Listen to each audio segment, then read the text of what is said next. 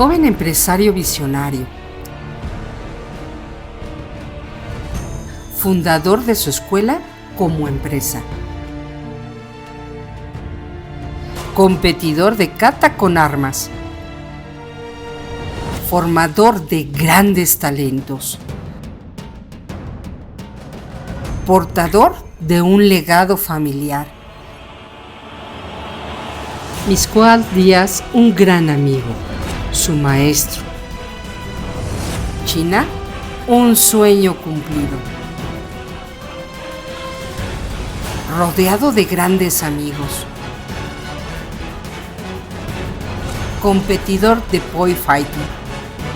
Tenemos con nosotros al Shifu Miguel Bañuelos. Muchísimas gracias, maestro, por la invitación. Muy contento, muy honrado de estar aquí en tu espacio. Saludos a toda la comunidad. Encantado de poder compartir un poco de mi historia, que son muy similares, y a veces cuando escuchamos mucha gente de la que nos dedicamos a esto del arte marcial, sabemos que las futuras generaciones van a saber que van por un buen camino, y los que ya tenemos tiempo en esto nos damos cuenta que recordar es volver a vivir. Tú no eres sensei. ¿Cómo te dice?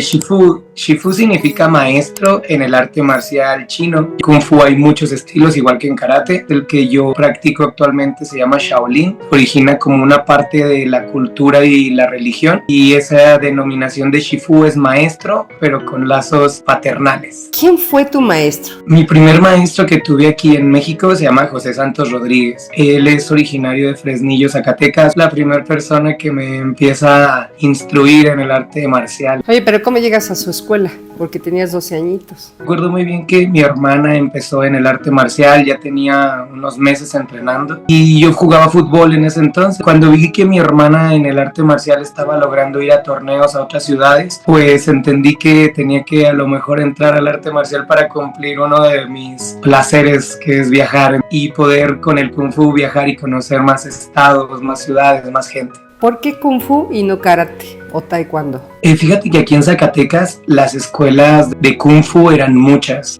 Yo no pregunté qué origen tenía uno, qué origen tenía otro. Creo que por estadística íbamos a caer a una de Kung Fu en lugar de una de algún otro arte marcial. Solamente era una escuela que nos quedaba cerca de la casa y que mis papás veían bien para que pudiéramos asistir por las tardes. ¿A qué lugares has ido para mejorar tu wushu? Una vez que acabé la universidad, maestra, platiqué con mi familia. La verdad es de que el tema de las ciencias y técnicas de la comunicación, me doy cuenta de que no era nada de lo que yo había soñado, pues de haber intentado en algunas empresas de medios de comunicación, pero no duraba más de un mes, 2 meses. Yo siempre veía una forma mejor de hacer las cosas, pero en una empresa pues raramente lo vas a poder ejecutar, porque pues siempre hay niveles más arriba que te dicen las cosas se hacen de esta manera. Mi tesis fue en imagen institucional de una empresa de artes marciales. Ahí tomé la decisión de dedicarme a hacer una academia de artes marciales. Mi mamá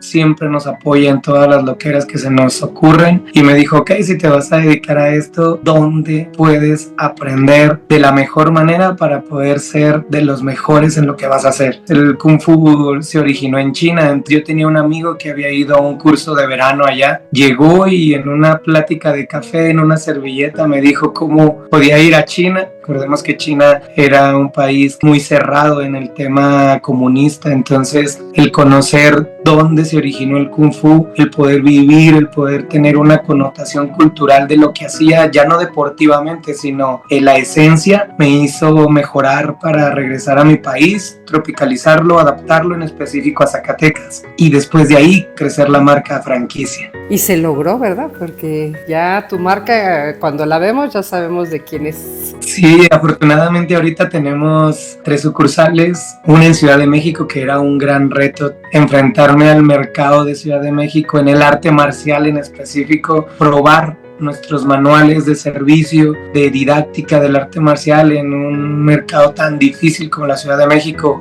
Este año tiene su 9º aniversario, todo va funcionando muy bien, entonces ahora estamos contentos de que la familia va creciendo. Oye, pero dices que te vas a China. ¿A dónde llegas? ¿Qué haces? ¿Cómo te desenvuelves? Esta plática de café donde me dicen que cómo hacerlo. En una servilleta yo apunté que tenía que llegar a Hong Kong, tomar un tren a Zhengzhou, que es la capital de Henan, centro norte del país. De ahí tomar un camión a la ciudad de Denfen, que es en donde está el templo Shaolin, y iba a llegar a entrenar a una escuela de un maestro que me habían dado un nombre. Para esto, toda esta travesía yo lo veía pues fácil, sí, claro, lo logro, ¿no? Pero fue una odisea llegar a esa escuela, con decirte que me tardé un mes en poder llegar a la escuela a la que yo quería entrenar. Dejamos el pasaporte con unas personas encargadas de un hostal y ellos nos tramitaron la visa. Entonces, 3 días de incertidumbre si te los van a regresar, en qué condiciones, si te van a cobrar más, acostumbrado al tema en México que siempre hay sorpresas. Entonces, la verdad es de que fue una etapa angustiante, pero después llegó la persona y nos dijo, aquí está tu visa, ya puedes ir a China. El metro te llevaba a la frontera. En la frontera tuve que estar como 2 días. No entendían, la persona que atendía no hablaba bien inglés, yo no sabía nada de chino, no entendían a dónde iba y no me podían vender los boletos. Hasta que de uno de los días que me pedían que regresara, una persona entendió en inglés, me dijo, vas a esta ciudad, sí, me lo señaló en el mapa, sí, y me vendió los boletos. En el camino eran 28 horas lo que hacías de tren, entonces en el camino conocías a todos, venía un profesor de una escuela cercana a la ciudad a la que yo iba y nos ofreció gratis una semana de entrenamiento a cambio de entrevistas en su escuela. Eran extranjeros que iban a entrenar Kung Fu y a él le venía muy bien la publicidad. Después tuvimos que ir a la escuela que queríamos entrenar, pero teníamos que llevar una recomendación. Este profesor resultó ser un campeón del Kung Fu. Al final, el mismo profesor nos llevó a la escuela, nos recomienda. La escuela donde entrenamos, haz de cuenta que es una escuela como un internado de gobierno. Entrenan equipos de exhibición, pero también tienen una escuela formativa. Entonces nosotros entramos a la escuela formativa. Es una escuela en donde por la mañana hacen el tema académico, por las tardes hacen el Kung Fu y cambian de edades. Los que estaban en el nivel académico hacían Kung Fu por la mañana y el académico por la tarde. Vivíamos ahí. Un año de estar viviendo en China me abrió el panorama que estábamos buscando, el entender por qué son tan exigentes con lo que hacen, el por qué respetan su arte marcial como lo hacen. Me hizo regresar a mi ciudad con muchas ganas de compartir todo lo bueno que yo había aprendido. ¿Te fue fácil, sobre todo por el choque cultural? Los primeros días, los primeros meses fue muy complicado. De entrada se entrenaba de martes a domingo, solamente el lunes se descansaba. Las sesiones de entrenamiento nosotros hacíamos 3-4 sesiones por día. La alimentación es una alimentación muy baja en proteína, muy alta en carbohidratos. Nosotros acostumbrados a comer carne, era como muchos cambios a la vez. Nosotros en México lo hacemos más como un tema recreativo, competitivo. Allá lo hacen por un tema de superación personal. Entonces, la manera en la que arriban los entrenamientos, la estructura, la didáctica era completamente diferente. Era hablar de un arte marcial que no era nada parecido a lo que habíamos practicado toda la vida. Yo comentaba mucho a mi mamá, le decía, pero ¿por qué yo no hago nada como los de las películas de Kung Fu? Y ya cuando llegué ahí me di cuenta que el Kung Fu era totalmente diferente a lo que yo había hecho. Yo aquí en Occidente manejamos grados, cintas negras y cosas de esas, y allá no existen las cintas de colores más que para un tema de indumentaria y combinar colores de los uniformes, pero en realidad los grados son la antigüedad, sellos que te vas ganando como insignias. Entonces era entender un mundo completamente diferente al que yo había aprendido. Entonces era desaprender muchos hábitos que tenía y era a los 24 años ponerte a hacerlo como un niño nuevamente. Entonces la verdad es de que el dolor que yo conocía por hacer ejercicio no se comparaba al que tenía todos los días allá. Parte de la alimentación, creo que eso ayudaba mucho a que asimilar mejor el ácido láctico en el cuerpo, pero no dejaba de ser extremo lo que hacíamos, pero valió la pena cada momento que estuvimos allá para poder lograr lo que ahora somos. ¿Cuál de los ejercicios que hacías te producía más cansancio, más hasta cierto punto estrés? Mira, hay una forma de ejercitar las piernas para ellos en Shaolin que son como sentadillas saltando, ranitas. A veces he escuchado que les dicen esos nombres, pero era terrible porque las escuelas son muy grandes, entonces era avanzar líneas de 20 a 30 metros. Entonces, acostumbrados en México a tener espacios súper reducidos, pues das una línea de, no sé, 10 metros cuando mucho, y pues en lo que llegaba tu compañero descansabas, ¿no? Pero al ser 30 metros tú llegabas y el otro todavía no llegaba y tú ya tenías que salir. Entonces la verdad que esos ejercicios eran demasiado estresantes físicamente y también emocionalmente, porque no teníamos nosotros la noción de poder hacer un ejercicio de tanta resistencia por un tiempo prolongado. El primer mes que acabé yo mis entrenamientos, yo escuché que el maestro dijo Leo Shufanu, que son 60 minutos. Claro que está bromeando, ahorita nos va a decir a los 5 que era una broma o algo, ¿no? Nos dejó 1 hora haciendo eso. Yo veía la cara de los chinos y estaban enojados. No era algo normal tanto tiempo, pero se lo iba a cumplir el entrenador, sí los iba a dejar los 60 minutos. Entonces pasé por todas las etapas emocionales de ser rebelde, no querer hacerlo, querer salirme, de llorar, de ahora por orgullo no me paro y continúo, y que se cree no me va a derrotar, ya no quiero nada. Todas las etapas emocionales las viví y al final ese día terminé con temperatura y sin poder ir a comer porque fue un cansancio excesivo. El traductor nos dijo que era una prueba que nos había puesto para poder ahora sí enseñarnos Kung Fu, y le dije, oye, ¿no hubiera sido más fácil que nos lo hubiera dicho? Y él dice que en aquel entonces las personas iban a su escuela por 1 día o 2, se tomaban una foto y llegaban a Occidente y decían que eran monjes y daban clases. Ellos era como una forma de defender su cultura, algo así yo entendía lo que me querían decir. Después de esa serie de ejercicios, el profesor nos ponía más atención, ya nos enseñaba de una manera diferente y entendí que efectivamente era una prueba de una usanza de los maestros de antes, de poner a prueba a sus alumnos. Entonces, a la fecha yo en los exámenes lo uso, obviamente ya ahorita guardando una gran dimensión para no lastimar ni física ni emocionalmente a las personas. Sí, es una muy buena prueba para saber cuando alguien quiere algo o solo es temporal. Y bueno, dentro de esta cultura, ¿cómo te comunicabas con ellos, con tus compañeros, con tus maestros? ¿Cómo lograbas hacer esa empatía con los demás? Pues mira, al inicio, maestra, eran solo términos muy del Kung Fu, la terminología de los golpes, patadas, creo que lo había yo escuchado, entonces se me facilitaba durante la clase, pero lo que me enseñaban fuera de clase era como en cualquier país, me enseñaban a decir groserías que yo no sabía. Poco a poco fui entendiendo que también eran personas que también se divertían, que también tenían su lado cómico y que también jugaban bromas, ¿no? Entonces aprendí una comunicación muy básica del chino mandarín, pero también ellos aprendían palabras obviamente en español, trataban de aprender el inglés con el que se comunicaban con nosotros, muchas señas. Afortunadamente para mí, yo viajé con 2 alumnos más que al escuchar mi sueño de ir a aprender y regresar, se sumaron al proyecto y no me era difícil porque seguía hablando español todos los días, ¿no? Tenía al mismo tiempo a un amigo mío que entrenaba Muay Thai en Tailandia y nos escribía de, me estoy volviendo loco porque no platico aquí en español, y en aquellos entonces no había WhatsApp, era esperarte a ir a un ciber al Messenger una vez a la semana, si bien te iba, ¿no? Oye, ¿alguna broma que te hicieron? Que yo dijera que no le hiciéramos caso al profesor o algo, y yo lo repetía y pues el profesor nos castigaba, y bueno, primero también castigaba a ellos, ¿no? Por estar pidiéndoles eso, pero pues eran grupos de jóvenes de los 12 a los 16 años, entonces las bromas no salían tan alzadas, ¿no? De tono. Fíjate que todavía en ese entonces a mí me tocaba ver cómo a ellos los castigaban con golpes, entonces me tocaba ver cómo les pegaban con palos y cosas de esas, y a nosotros no, porque éramos extranjeros. O sea, ellos sabían que se podían meter en problemas por pegarle a un extranjero, pero sí me decían, solo porque no te puedo pegar a ti, pero el que te dijo, ahorita vas a ver cómo solucionamos aquí el tipo de bromas que están haciendo, ¿no? Y obviamente también nosotros pues los poníamos a decir que eran nuestros compadres y que te quiero, compadre.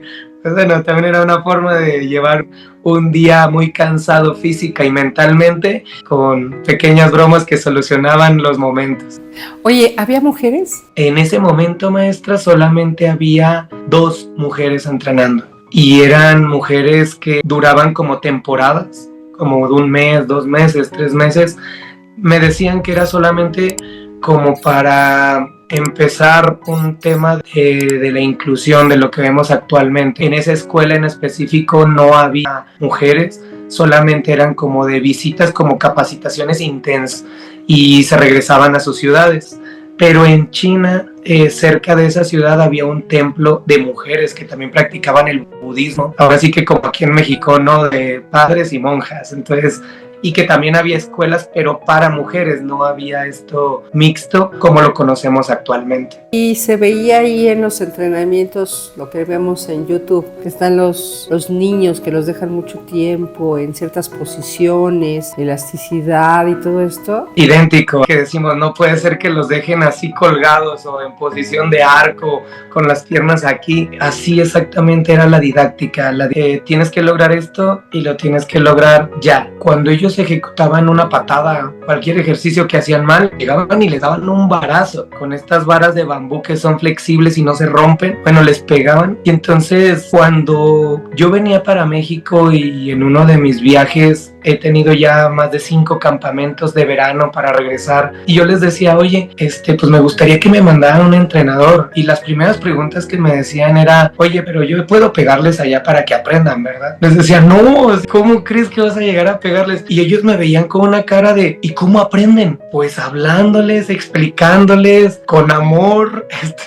pero ellos me veían así con una cara de, estás jugando, si no les pegas, ¿cómo le haces? Y entonces ellos me decían, bueno, ¿cuánto te tardas en que esta patada la hagan óptima? Y yo decía, no sé, a lo mejor un mes. Y me decían, nosotros nos tardamos una semana. Y yo les decía, sí, pegando. Y me decían, exacto, ¿por qué pierden tiempo? Y ya, entonces yo les decía, mira, en nuestro país tú no puedes pegarle a un niño, es penado, no te vas a meter en problemas con la ley. Ok, entiendo, pero nosotros aquí pegamos para ayudarles, no es para lastimarlos. Lo que contigo van a aprender en un mes, aquí lo van a aprender en una semana, dice. Entonces no pierden tiempo, porque hay muchas personas atrás de ellos que pueden ganarles ese lugar. Entonces nosotros pegamos para ayudar. Ahí entendí que no era un salvaje como yo lo veía, sino era una persona que desde el amor, con una didáctica ancestral, estaba ayudando a los suyos. Eso que ves en los videos de YouTube, que son cosas que no haríamos en México, tal cual como lo ves, bajan las escaleras en lagartijas, las suben saltando, los dejan 1 hora en una posición, y la lógica es, si te dejo en 1 hora ahí, mañana lo vas a lograr. Es un concepto simple de ser persistentes, ser disciplinados y no perder el tiempo, porque hay muchas personas atrás que necesitan avanzar como país, avanzar como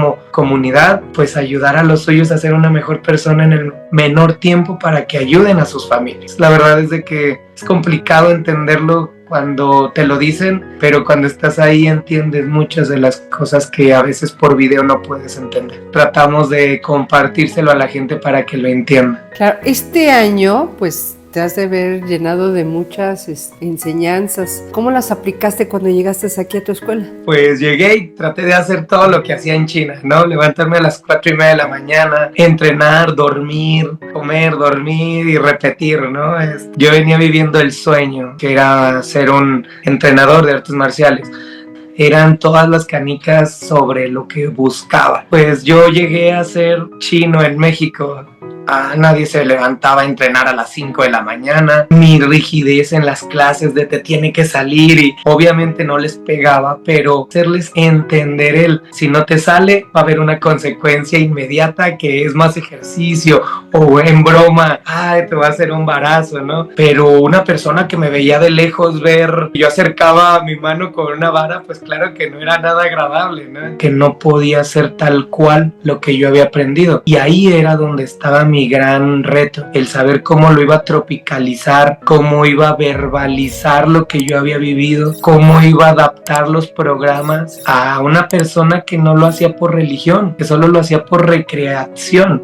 Algunos de los atletas que tenía ya competían, pero aunque eres un competidor de alto rendimiento o elite, pues no vivías así en lo que conocemos ahora como equipos multidisciplinarios que te hablan para mejorar tu psicología deportiva, cuida tu nutrición, o sea, eso no existía. La verdad es de que me tardé mucho en empezar a hacer esos cambios que necesitaba mi ciudad primero, porque no es lo mismo cómo se habla el arte marcial en Ciudad de México a cómo lo hacen en el norte del país, cómo evolucionaba el mundo del arte marcial. Aunque tenemos una esencia, no se practica igual que el 2025 y más con la tecnología y la comunicación. Entonces considero que cada año fui puliendo y fui mejorando la visión que yo tenía de mi marca, de mi empresa, de mi sueño, de mi persona y del impacto que yo quería tener con la gente que estaba rodeado. Creo que año con año me voy reinventando. Ahora, a raíz de que mi deporte me va llevando a tener niños en formación, tener jóvenes que están buscando verse bien pero también manejar sus emociones, encontrar papás que encontraron un estilo de vida saludable llevando a su hijo y practicando también el arte marcial, que ahora tenemos campeones mundiales en el equipo que buscan esta maestría en el deporte o este alto rendimiento del que hablamos. Entonces, y nunca olvidar de dónde vienes, dónde estás y hacia dónde vas. Hablando de esto de los entrenamientos, el tipo de pelea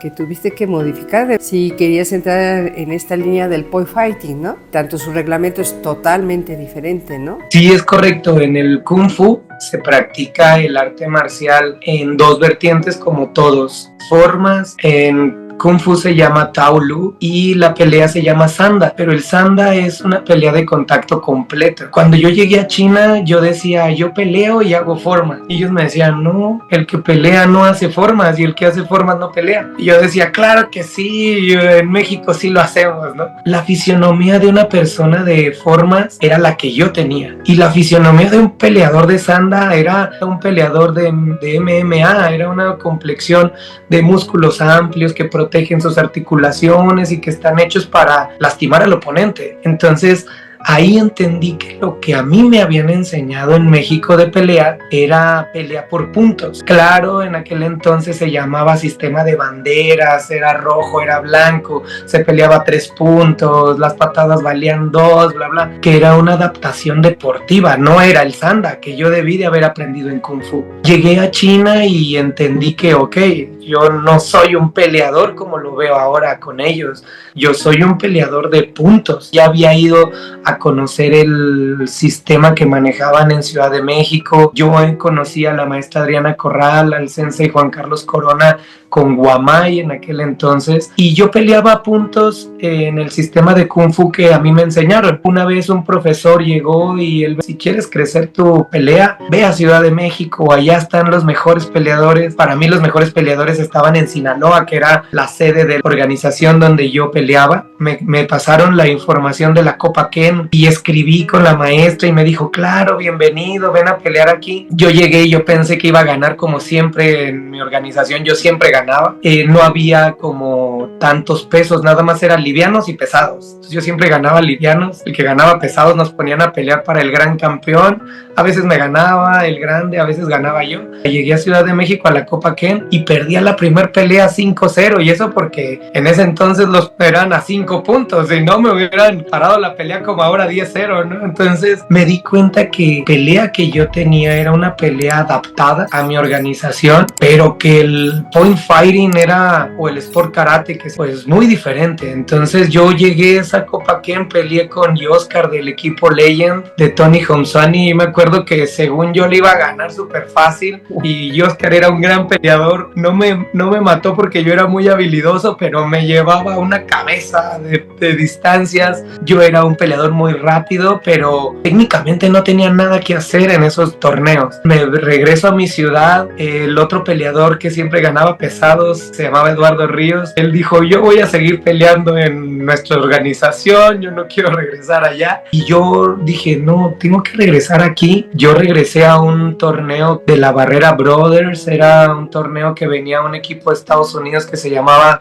Strike Up y uno de los chicos daba curso de point fighting, entonces yo me metí y ya después de tomar ese curso en ese torneo llegué a la final. Creo que peleé hasta con Carlos Herrera, le gané haciendo solamente un backfist que me enseñaban en el curso y pararme de lado porque hasta eso era nuevo para mí, y me ganó el chico de Strike Up en esa final. Y ahí fue como una ambición de aprender algo y practicarlo. Y a la fecha así es como sigo enamorado de lo que hacemos. ¿Cuál fue la filosofía que se te quedó? Todos los días te tienes que levantar para luchar por tus sueños. Yo tenía una cultura como la mayoría de nosotros en donde había que trabajar, pero había que hacer las relaciones correctas para llegar a donde querías llegar. Creo que en el medio marcial también pasa mucho, y algo de lo que yo vi allá es de que no necesitabas a una mamá o a un papá o a un patrocinador o a un padrino que te pusiera en el lugar adecuado. Tenías que trabajar todos los días y tomar lo que era tuyo. Ellos me hicieron ver que hay muchas personas que querían su lugar y que la única manera de que alguien no te quitara lo que era tuyo era ser el mejor en lo que hacías, y para eso había que trabajar todos los días. La filosofía de vida que yo practico actualmente, ser congruente de lo que dices con lo que haces y que el trabajo duro paga frutos. Pero jamás lo había vivido, jamás alguien con el ejemplo me había arrastrado a levantarme a las 5 de la mañana a luchar por lo que yo quería, y que aunque el cuerpo no se pudiera mover, la mente tenía que ganar, tu sueño tenía que ganar, o no era lo suficientemente poderoso para que lucharas por él. A lo mejor a veces luchas por ideales o filosofías de vidas momentáneas, temporales. Eso es lo que yo aprendí allá y lo aplico todos los días en mi empresa, en la manera visual, fotografías, en campañas, videos, porque las clases en mi empresa no es una clase marcial, es una experiencia para que la gente llegue a su casa como yo llegaba todos los días, a decir gracias por un día más, solo dame la energía para recuperarme y seguir haciendo lo que me apasiona. Pero es algo más fuerte que tú y tu ego, entonces valió la pena cada segundo haber expresado con lenguaje que ya no podía más y que me dijeran con una mirada de siempre se puede más, ¿no? Entonces eso es lo que transmito todos los días. Pero estabas comentando que no fue el único campamento, fueron varios campamentos. ¿Cómo logras hacer ese convenio con el gobierno de China para que tú fueras pues más seguido ya a este tipo de campamentos? Pues mira, la verdad es de que como todo en la vida, por ser tan persistente y tan aferrado, los primeros años yo pensaba que hablaba con el director de la escuela. Cada vez que yo regresaba me trataban de una manera como un poco más profesional, empresarial, algo así le puedo llamar. Hasta el 2021, previo a la pandemia, en mi último viaje, pues cuando uno va a ese tipo de eventos es una inversión muy grande. Cada que yo llegaba iba mejorando la relación. 2011 regreso, ya íbamos 11 personas. En el 2015 regreso, ya íbamos 21 personas. 2017 regreso, ya llevaba mamás y papás que iban también a vivir una experiencia. Y en el 2019, que fue mi última vez que yo fui para allá, en una de esas me dicen, oye, prepárate porque vas a ir a hablar con el director. Y yo, ok, saliendo del entrenamiento, lo veo. Y yo le digo a mi entrenador, ya estoy listo. Me dice, no, ve, cámbiate, vas a ir a ver al headmaster. Y yo, sí, vamos, lo conozco, está aquí abajo. Me dice, no,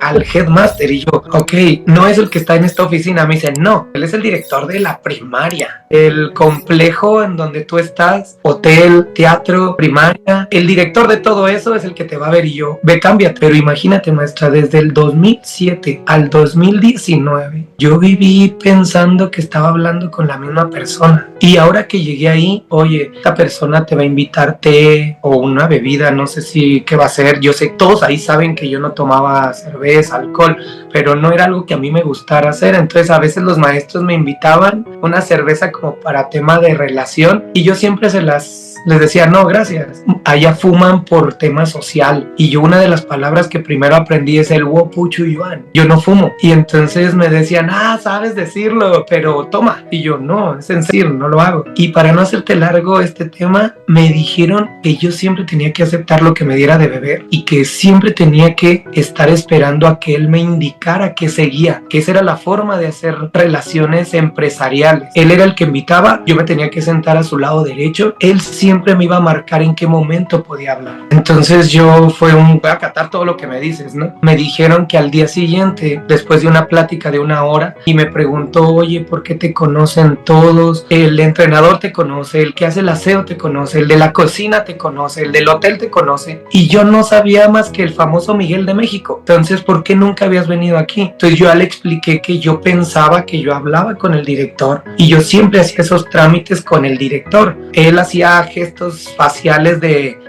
que pues había un trámite administrativo que alguien estaba ganando y no la empresa, ¿no? Entonces me dijo, ok, a partir de ahora tú vas a tener una relación diplomática con nosotros. El gobierno chino va a firmar un convenio no con México, sino con Miguel Bañuelos y tu empresa, tu marca. Ahora necesito firmar y que la gente sepa que en México hay una persona que tiene más de 10 años viniendo y no habíamos firmado un convenio. Al día siguiente hizo una exhibición en el teatro como yo veía que lo hacían con ciertas personalidades y ahora esa personalidad era yo y mi equipo, de ser persistente, aplicar su filosofía de vida. Fue muy padre en ese año darme cuenta que todo lo que yo vi se vio cristalizado en tener un convenio diplomático. 2025 es fecha que todavía no podemos hacer que ellos vengan o que yo vaya a seguir esa práctica. Tengo aquí estas placas que te dan para poner en las escuelas y que eres del templo Shaolin, de Wushu Quan y esto.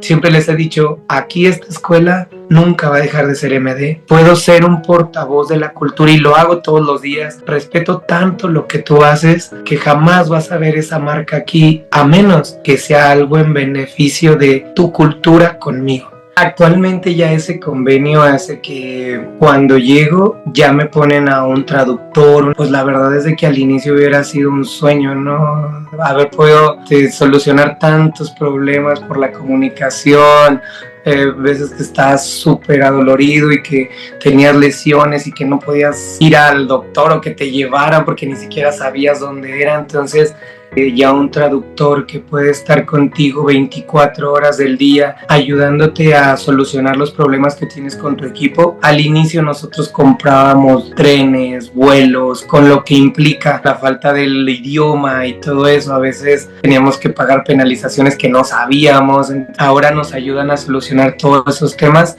y es producto de la filosofía del trabajo duro. Oye, profe, ¿color favorito? El negro. Signo zodiacal. Libra. Animal favorito. Perro. Cuando tú inicias ya a dar tus clases, a tener tu escuela, ¿hubo gente que se quiso aprovechar? Pues fíjate que yo creo que es muy propio del arte marcial. Desgraciadamente cuando alguien empieza, alguien sabe más que tú. Pues a lo mejor la palabra aprovecharse se escucharía como muy fuerte, pero tomar ventaja de la posición en la que estaban, creo que todos hemos pasado por eso. Yo creo que esas situaciones todos pasamos por ellas y son cosas que te hacen ser más fuerte, que te hacen ser más maduro en la actualidad. Me estás diciendo al principio que tu hermana empezó primero que tú a dar clases, a entrenar más bien. ¿Llegó a trabajar contigo? ¿Te llegó a apoyar en tus clases? Sí, de hecho los dos fuimos cintas negras, nos graduamos igual y ella se tomó un tiempo, dejó de hacer artes marciales, se dedicó al fútbol. Mi hermana es mercadóloga, su maestría la hizo en Barcelona, manejo de interiores. Ella trabajó conmigo mucho tiempo, hubo después una parte de nuestro trabajo que ya estaba desgastando la relación de hermanos. Como ya adultos maduros, entendimos que ya no podíamos seguir trabajando con el ritmo que yo pedía y con el ritmo que ella necesitaba. Entonces nos dolió mucho, pero seguimos trabajando de lejos. Y actualmente fíjate que todavía nos echamos la mano en muchas cosas. Todavía cuando yo tengo eventos y que hago remodelaciones de las academias, siempre recurro a su creatividad. Somos muy buenos como profesionales de lo que hacemos, pero también entendemos que hay partes que preferimos ser hermanos que compañeros de trabajo. Oye, también tu familia, tu esposa, ¿la conoces también ahí dentro de las clases? ¿Le dabas clases tú? Sí, es correcto. Ella fue alumna mía antes de que empezáramos temas de noviazgo y todo eso. Cuando me voy a China y al regresar, yo recuerdo que lo primero que me dijeron es ¿qué quieres comer? y yo quería unos tacos, ¿no? Entonces llegué un día en la noche, al día siguiente me llevaron mi hermana y mis amigos a los tacos y me la topo en los tacos a los que iba, entonces, y pues yo tratándola como alumna. En ese momento ella me decía, ay, qué padre verte, que ya regresaste, pero yo escuchaba que me hablaba de tú, entonces como que decía, no entiendo. Y ya en la plática me dice, es que yo desde que te fuiste dejé de entrenar, entonces tengo 11 meses que no entreno, ya no voy a la academia, entonces me da mucho gusto verte. Y yo recuerdo que en esa ocasión mi hermana me estaba organizando una fiesta de bienvenida. Yo dije, creo que aquí algo de lo que me impedía conocerte como persona era el tema de que eras mi alumna. En este momento en donde ya no eres mi alumna, oye, pues qué padre, ojalá que puedas ir a la fiesta que me están organizando. Y de ahí empezó una relación ya de dos personas que se gustaban y que ya no había nada que le impidiera el poder conocernos más. Creo que fue una de sus mejores y de mis mejores decisiones. Hola Miguel, solo queremos decirte que estamos muy orgullosas de ti y te queremos recordar que en esta familia todos soñamos y todos apoyamos los sueños de todos. Entonces sigamos para adelante.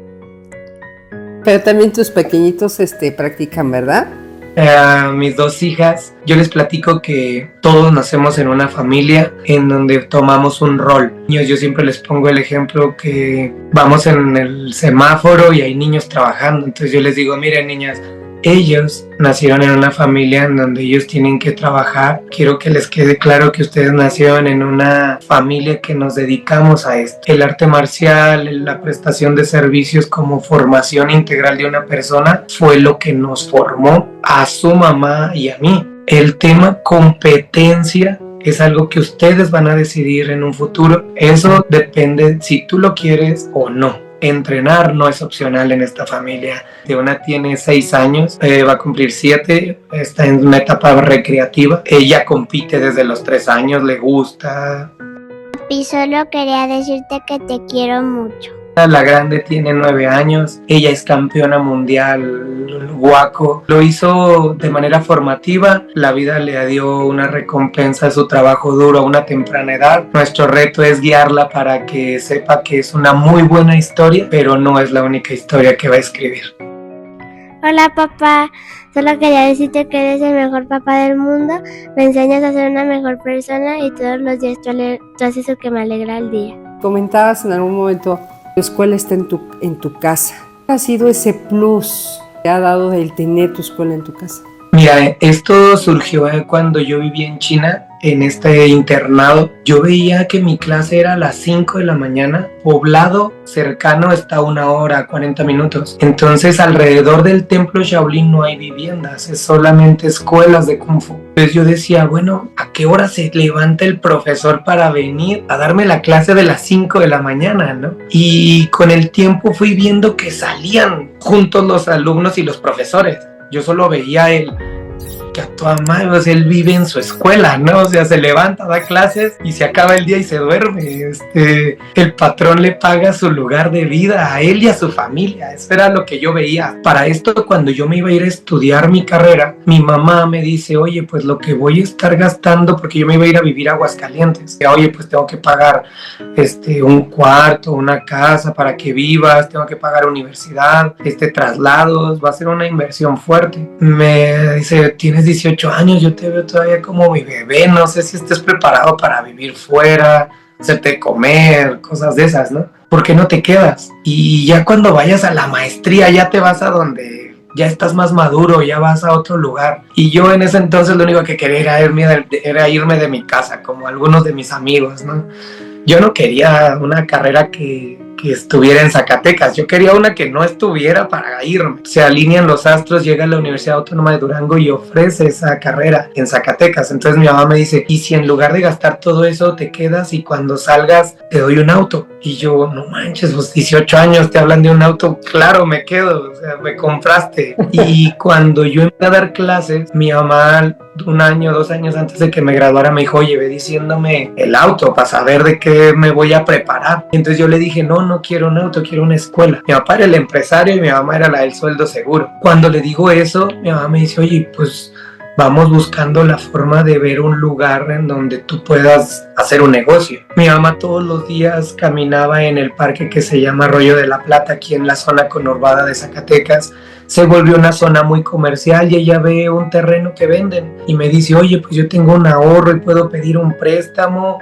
Fue un sueño de familia, empezar en algo. Cuando yo regreso de China, yo les digo que aparte de lo que queríamos, pues yo quería una casa, yo quería un departamento de soltero, yo quería vivir como yo veía a mis maestros, pero obviamente pues sin familia, porque yo no tenía familia, ni planes. Yo quería solamente tener un lugar donde yo pudiera hacer fiestas, que no he sido nunca muy fiestero, pero convivir con mis amigos, cosas así, y comer con mi familia, con mi mamá, con mi hermana, y dar clases. Afortunadamente lo logramos. Te estoy hablando de 25 años, esto apenas lo acabamos hace poco, pero era el lugar en donde yo vivía ya. Entonces, ¿qué beneficios he tenido de esto? Principalmente en ciudades grandes como ustedes. No invierto tiempo en trayectos, el nivel de estrés que genera eso, la incertidumbre de si va a haber tráfico o no, pues no existe en mi día a día. Yo abro a las 4:30 y a las 4:20 me preparo para hablar. Y fue un modelo de negocio que se replicó en las demás sucursales. En Ciudad de México, en la de Zacatecas, tú pagas un servicio de luz y es habitacional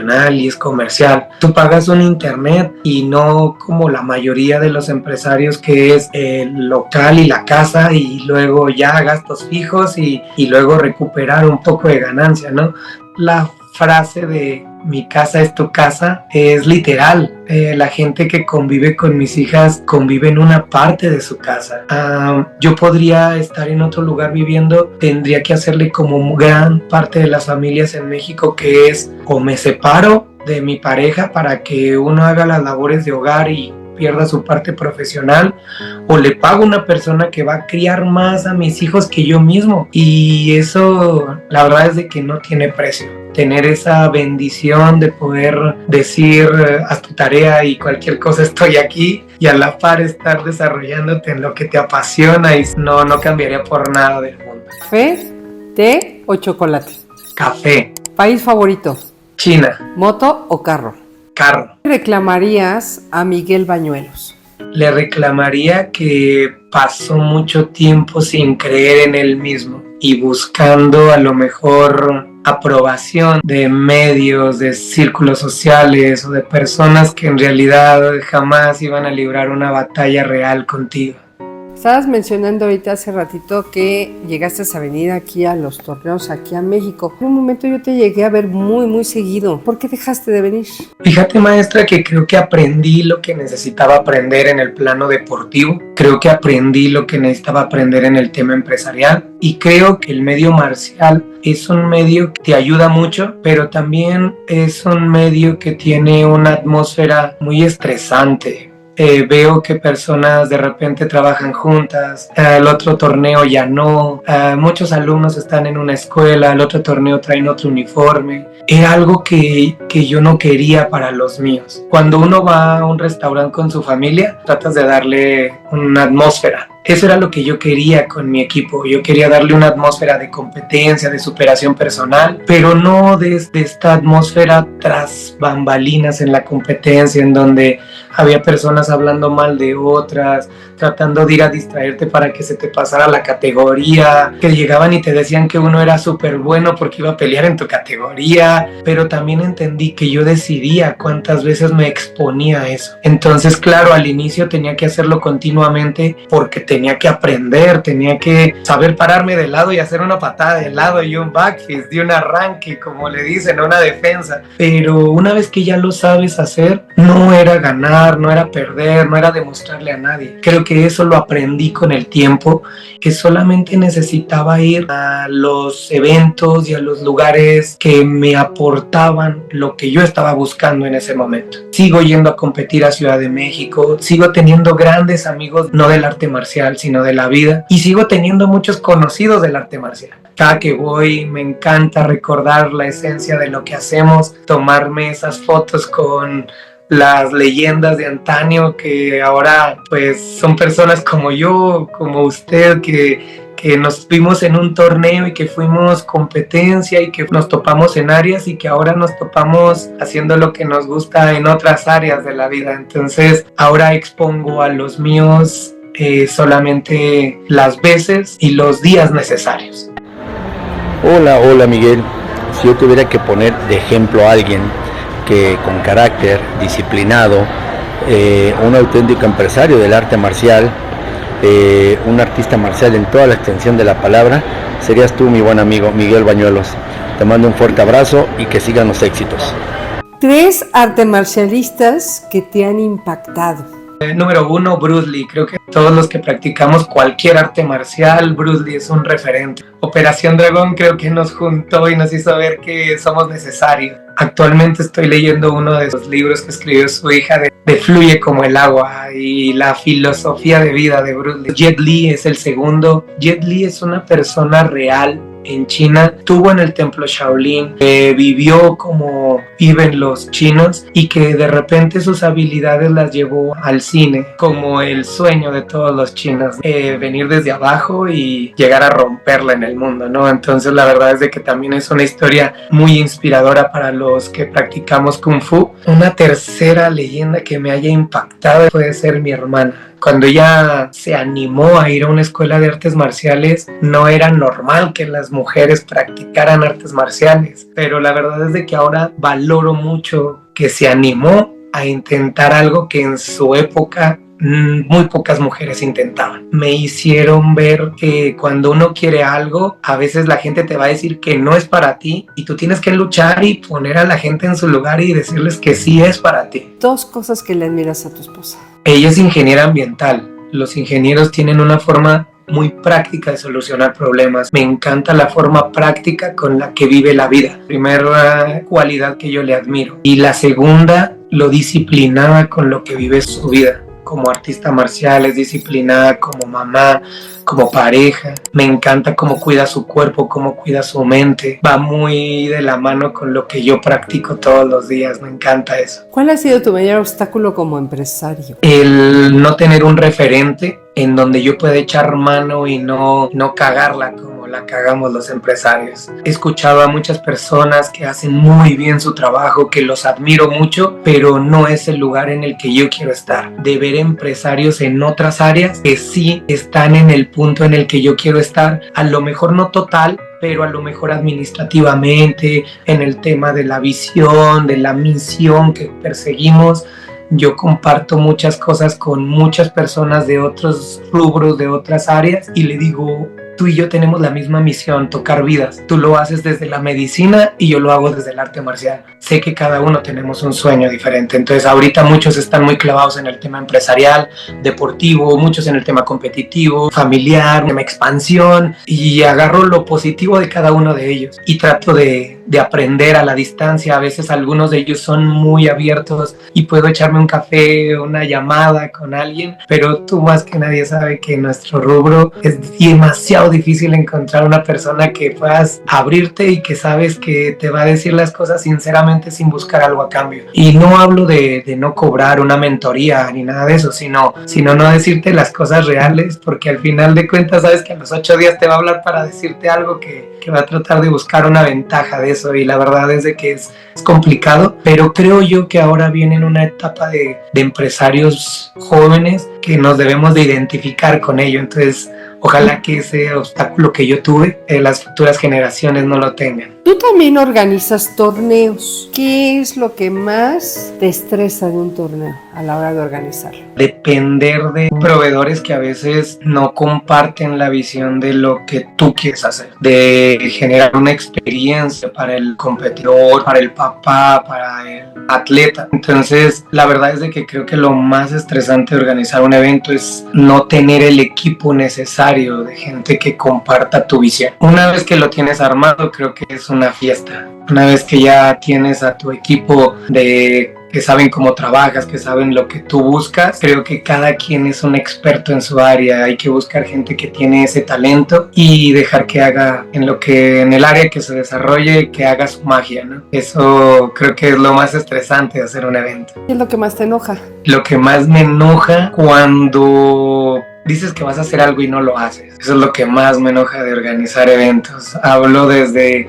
profesores, alumnos, padres de familia, proveedores, jueces, todos. Yo siempre he dicho que si vas a hacer algo hay que hacerlo bien, pero hacerlo a medias un problema. Creo que eso es lo que más me molesta de este tipo de cosas, ¿no? Cuando alguien te dice, sí voy a llegar, sí voy a tener el servicio, sí voy a tener la calidad prometida, y no pasa eso. Me hace molestarme porque no es quedar mal conmigo. La persona que va por primera vez con los nervios de punta tenga una mala experiencia. Y eso es al final lo que me molesta mucho. ¿Y qué haces en ese momento? ¿Cómo enfrentas a esa persona que no te está dando lo que tú le estás pidiendo? En ese momento soluciono. Soy muy bueno solucionando problemas, pero jamás vuelvo a trabajar con esa persona. En este momento la verdad no soy de los que hagan un pancho y le diga las cosas en medio de toda la gente y nada, solamente soy muy selectivo de las batallas que libro. Creo que es una de las habilidades que he desarrollado en lo largo de mi vida y es una persona con la que jamás vuelvo a trabajar. ¿Qué le dirías a tu yo de 5 años? A mi yo de 5 años le diría que todo va a estar bien, que viva más la vida, que disfrute el proceso. ¿Qué es lo más raro que te ha dicho un alumno? Lo quiero. Es muy raro que logres eso en una persona en tan poco tiempo. La verdad es de que para mí sigue siendo raro todavía eso. En una sola palabra, dime valor. Vivir. Éxito. Muy subjetivo. Lealtad. Todo. Ambición. Es un mal necesario. ¿Quién es la persona que más te conoce? Está entre mi esposa y mi mamá, pero actualmente creo que mi esposa. ¿Corazón o mente? A las dos, pero si fuera solo una, la mente. ¿Cuál es tu travesura que has tenido más relevante? No me da nada orgullo platicar esto, pero cuando era niño te estaba tronando unas palomitas en un municipio donde son mis papás, en Sombrerete, pero enfrente de nosotros había una escuela, entonces había una ventana abierta y las aventábamos para que tronaran más fuerte con el eco, ¿no? Y de ratito llegaron los bomberos porque yo no sabía que era la biblioteca. Algunos de los libros se prendieron. Afortunadamente no pasó a mayores, no se lastimó nadie, tampoco quemamos libros de alto valor más que estos que se usan cada ciclo escolar. A lo mejor sí puse en aprietos a algunos alumnos, en algunos les hice un favor, pero fue la travesura que no me da nada no me enorgullezco de nada. Fue la que más recuerdo, que me hizo sentir muy mal. En su momento muy divertida, pero muy mal después. ¿Cuál fue el mejor consejo que te ha dado tu papá? Tú puedes hacer las cosas. Tú eres capaz de lo que te imagines. ¿Tu mamá cómo te consentía? En la cocina, yo creo que muchas de las mamás mexicanas consienten a los seres queridos en la cocina. Entonces mi mamá me consentía en la cocina. ¿Cuál era tu platillo favorito? El carne de puerco en chile rojo con arroz. Es mi platillo favorito. Me acuerdo que en la primaria, mis cumpleaños, era raro, pero yo pedía chile rojo con arroz. Era a la fecha cuando quiero que me apapache, es mi platillo favorito. ¿Cuál ha sido tu mayor lesión que has tenido pues dentro de la práctica del Kung Fu? No tengo un disco de la columna, me operaron, me hizo una hernia, hizo que se complicara y un día el disco explotó, se destrozó. Fue una consecuencia de la práctica deportiva. Ya mis últimas competencias de alto rendimiento, siempre tener dolor del nervio ciático, la pierna izquierda, no poder moverla, lumbalgia. Y un día en la noche desperté porque no sabía si quería vomitar o ir al baño, y en ese momento me dijeron que se había roto el disco, que había que hacer una cirugía no de emergencia, pero que no podía pasar mucho tiempo porque estaba presionando el nervio, había que hacerlo a la brevedad. Entonces esa es mi mayor lesión, consecuencia del mismo estilo de vida saludable que tenemos. ¿Qué tipo de armas manejas en el Kung Fu? El Kun, que es como el Bo del karate, el sable, la espada, abanicos, chacos de 2 y 3 secciones, lanzas, cadena, medias lunas, shuyue. La que más practiqué al final de mi competencia es el Yoyepien o la cadena de 9 eslabones. Es con la que mucha gente me recuerda porque competía en torneos o porque hacía exhibiciones. Y fue con la última que gané una medalla de bronce, campeonato mundial de Wako, cuando todavía se podía hacer armas de estilos suaves. Aquí en Kung Fu, ¿cómo llevas tú los grados? Pero ustedes no usan cintas, ustedes usan como bandas, ¿no? Ajá, exacto. De hecho, con nosotros se llaman cintas en lugar de cinturones. Cuando yo hice el proyecto, la marca, sabía que tenía que seguir manejando lo que se manejaba en Occidente, en América, ¿no? Colores, vas avanzando y todo. Pero a la vez pusimos los animales que hacen insignias en China, la Asociación China de Wushu, y la Federación Internacional ya tiene duanes o el Duan Wei como los danes de karate. Yo hice una adaptación para que la gente siga viendo colores en las cintas, pero a la vez siga viendo los animales y a la vez siga escuchando los duanes para cuando vayan a China y les hablen de duanes, ellos digan, ok, ese duan es el sello que tiene mi cinta amarilla, ¿no? Entonces, no solo puedo hacer lo que hacen en América, tampoco solo puedo hacer lo que hacen en China. Tengo que darle a las personas una familiarización con ambos caminos. ¿Tú cómo llegaste? ¿Con qué grado? O sea, empezaste desde abajo. Tenía cinta negra, creo que 3er grado aquí en México. Y llegué allá y mis clases eran con los niños que tenían 7 años de principiante. Porque el sistema que yo trabajaba no era nada similar a lo que se hacía en China. Entonces, no podía decir que era cinta negra y no saber los básicos de Kung Fu. Entonces, ese grado en la mente y decir que un cinta negra se para del lado derecho del entrenador y los grados, yo siempre les digo que soy una persona y que a mí el grado, si te fijas ahora mi uniforme, nunca uso cinta. Yo les platico que en China los maestros, los shifus, no usan cintas porque la cinta no es algo que quieran que vean. La cinta se demuestra con tus acciones, te lo ganas, con el respeto de tu comunidad y con lo que haces dentro de ella. Yo llegué allá y llegué de cero y cuando estoy aquí en los exámenes me dicen, ¿y por qué no traes cinta? Y yo, porque yo siempre le quiero recordar a la gente que tengo muy clara mi filosofía y siempre les digo, una disculpa no es una falta de respeto, es solamente decirles que aquí yo no vengo de ningún grado, vengo a sumar a lo que ustedes hagan. Fíjate que a mí me está pasando igual, yo creo que ya con el tiempo te das cuenta de muchas cosas y vas asimilando y vas madurando. Y ahorita ya tiene mucho tiempo que también doy clases sin cinta, ya como que la cinta ya es algo importante, pero ya no es tan importante, ¿no? O sea, ya lo que más bien es tu esencia, cómo vas a enseñar y cómo vas a formar gente, ¿no? Es correcto, sí, es algo que te va a ayudar a ser una mejor persona, pero no vas con tu título a todos lados, entonces es algo que hay que poner en práctica todos los días. ¿Cuál es tu kata favorita? Se llama Shaolin Chuan, es una rutina que es como una compilación de todos los estilos de boxeo de Shaolin Chuan. Shaolin tiene muchas formas y cada forma tiene como sus esencias.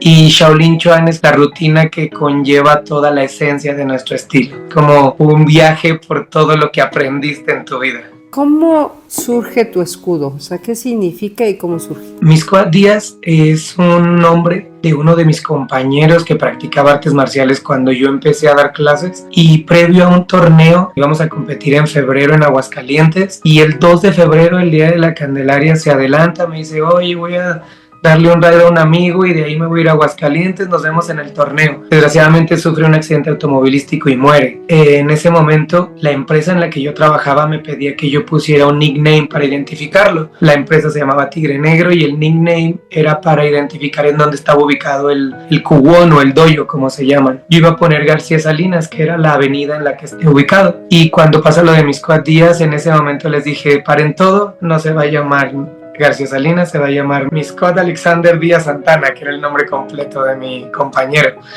Yo solo quería dar un tributo a una persona que dedicó su vida entera a lo mismo que yo. Pedí permiso a sus familias para poder nombrarlo así, mandé a hacer las primeras playeras, imagínate, era un Miscoat Alexander Díaz Santana, o sea, nadie se iba a acordar de eso, pues ya reducimos a mis 4 días, tenías que ser un poquito más mercadológico. Cuando regreso de China y llego y como todo joven quiere cambiar el mundo, pues llego y digo, maestros, aquí está lo que aprendí y esto. Y pues me dijeron que la visión no iba por donde mismo y poco a poco me fueron como dando a entender que no iba a cambiar las cosas y que si no me seguía el camino pues tenía que dejar la empresa. Y entonces ya me reúno yo con una empresa que me asesora a hacer un imagotipo ya de mis días. El círculo MD es la síntesis del nombre por lo que se originó. Mis días es una persona como cualquier artista marcial que se enamora de un estilo de vida. Me dio muchísimo gusto que hayas aceptado la invitación. Fue una plática, la verdad, muy enriquecedora. ¿Cómo te gustaría terminar el programa? Bueno, primero darte las gracias, maestra, porque la verdad es de que cada que cuentas tu historia en cualquier etapa de tu vida, todo es aprendizaje y crecer como persona. Va a haber nuevas generaciones que ojalá se lleven el mensaje que son capaces de hacer lo que se imaginen. Y a los que ya hemos recorrido muchos años, darse cuenta que nada ha sido en vano, que siempre vamos a dejar un granito de arena para formar personas que con nuestros consejos o con nuestro ejemplo siguen teniendo un estilo de vida. ¿Cuántos de nosotros ya recibimos hijos de nuestros alumnos? Entonces, y que el trabajo duro siempre va a dar recompensas, el trabajo tratando de ser un ejemplo para los que te siguen. Entonces, a veces son alumnos, a veces son familia, a veces son empresarios. Ojalá que esta plática les sirva para motivarse y para saber que si el sueño es grande, siempre se va a cumplir. A veces nos vamos a tardar un poco más, pero no desistan porque todos tenemos una misión de vida en este mundo. Y a veces nuestras misiones nos dan miedo externarlas. La mente es muy buena, es muy fuerte y a veces cuando lo platicamos mucho no la creemos hasta que lo logramos. Recordemos, tomemos un respiro, disfrutemos en donde estemos, nos recuperemos del cansancio y las heridas que tenemos actualmente, nos preparemos y sigamos adelante con la misión de vida que tengamos. Ay, pues muchísimas gracias, profe. La verdad, te digo que fue un programa muy padre y que espero que se repita en otra ocasión. ¿Te parece? Encantado de seguir platicando contigo, maestra, y con tu público. Me da muchísimo gusto que alguien del medio marcial se prepare como te preparas tú para hacer algo. Eso quiere decir que tus maestros y tu camino ha sido formado de excelencia. Entonces, decimos lo que hacemos y lo respaldamos con hechos. Así que muchísimas gracias por tu espacio y siempre estaré a la orden para estos proyectos. Gracias, profe. Te mando un fuerte abrazo y cuídate mucho. Muchísimas gracias, maestra, que estés muy bien.